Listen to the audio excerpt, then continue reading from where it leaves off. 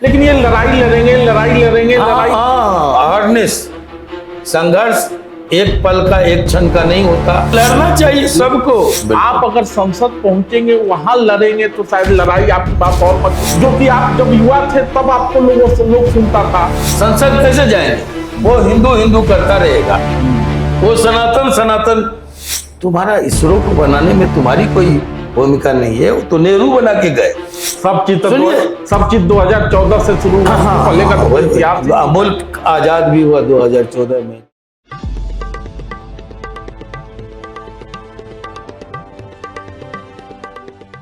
आनंद मोहन जी, गोदी मीडिया, लेकिन अब गोदी सेठ भी आ गए। लेकिन ये लड़ाई लड़ेंगे अवेयरनेस, संघर्ष एक पल का एक क्षण का नहीं होता है ना। हमने नहीं कहा, मार्क्स ने कहा, माओ से तुंग ने कहा, संपूर्ण क्रांति सतत क्रांति। उसी का जो माओ से तुंग ने कहा चीन में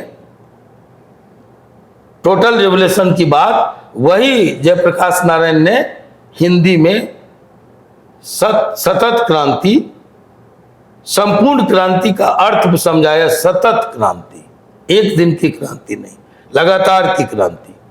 तो ये कभी रुका नहीं। विरोध संघर्ष कोई एक दिन का तमाशा नहीं है। एक दिन आप कीजिए, उसका फायदा उठाइए, चुप लगा जाइए, ये हमारे संस्कार में नहीं। आनंद मोहन जी, सबसे बड़ी ठीक है, आप लड़ते हैं, बहुत लड़ते हैं, लड़ते भी रहेंगे। नहीं, लड़ना चाहिए सबको। हाँ, लेकिन वाजिब बात। लेकिन हम लोग जो खड़े हैं वो 2024 के मुहाने पे खड़े हैं। आप अगर संसद पहुंचेंगे वहां लड़ेंगे तो शायद लड़ाई आपकी बात और मजबूत और सुनी जाएगी, जो कि आप जब युवा थे तब आपको लोग सुनता था।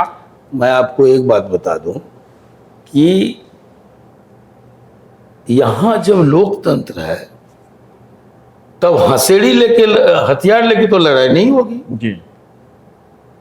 वो तो होगी वैचारिक वोट की लड़ाई। वोट की लड़ाई के लिए वैचारिक लड़ाई जरूरी है। देश किधर ले जा रहे हैं लोग, अंधकूप में, कहाँ जाना चाहिए। चंद्रशेखर जी हमारे गुरुजी बोले थे, राष्ट्रीय आंदोलन ने हमको एक राह बताया।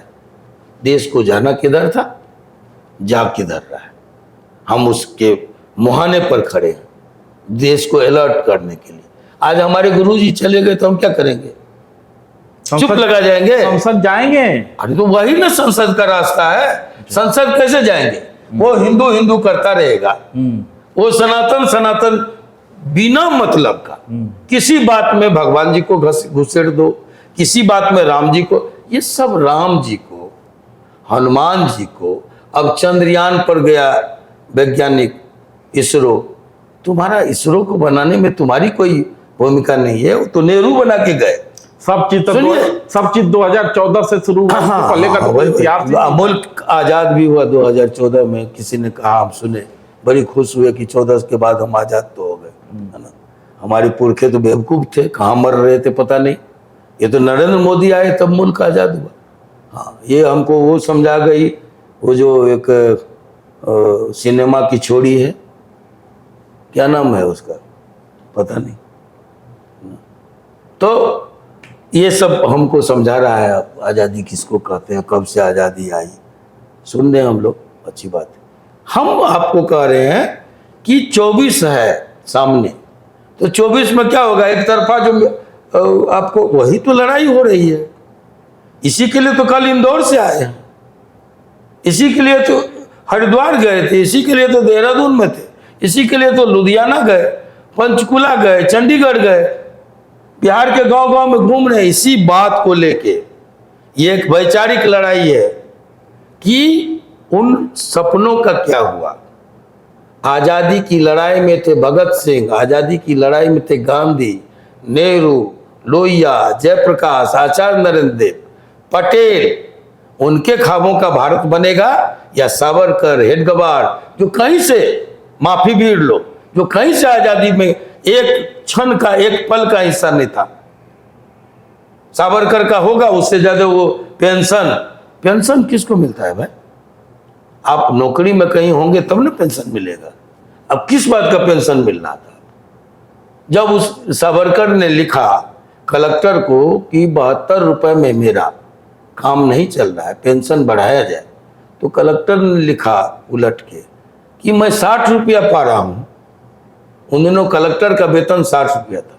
60 रुपये वाला 72 रुपये का कैसे रिकमेंड करेगा कि इनको ज्यादा मिलना चाहिए? आप सीधे लॉर्ड से मिलिए, वायसराय से जाके मिलिए पेंशन बढ़ाने के लिए। ये ऐतिहासिक दस्तावेज है।